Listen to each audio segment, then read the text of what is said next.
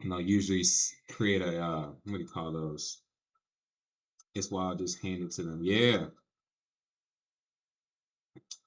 I can't. What do they call executor of their estate? Though, yeah, I used to deal with that sometimes when I was a personal banker, not baker, banker.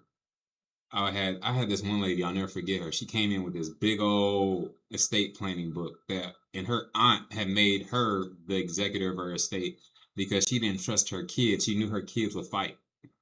So she made her niece, who she trusted, who was responsible with money or whatever, she made her the executive of her estate. I don't recommend that either. Well, I mean, if you ain't got that, sometimes, because what a lot of wealthy people do, they'll appoint like a lawyer, a law firm, or like a bank. When I worked at this bank, Commerce Bank, or in my books I call them Whiteman Bank. They had this thing called private banking. It was the Commerce Trust Group. What's wild about the Commerce Trust Group is they had just as much in assets as the regular folks did. This small group of people had the exact amount, like exact, if not more. I got to look and see what the numbers are now.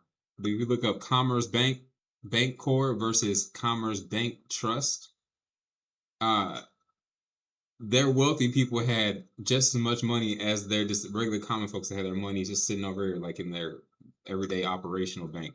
People, and to qualify for private banking, you had to make like $20,000 a month, or have like over $500,000 in assets, or be like a doctor or some kind of like executive within a company, right? Anyway, it was crazy to see this stuff. But I had this one lady. She came in. She managed her aunt's estate.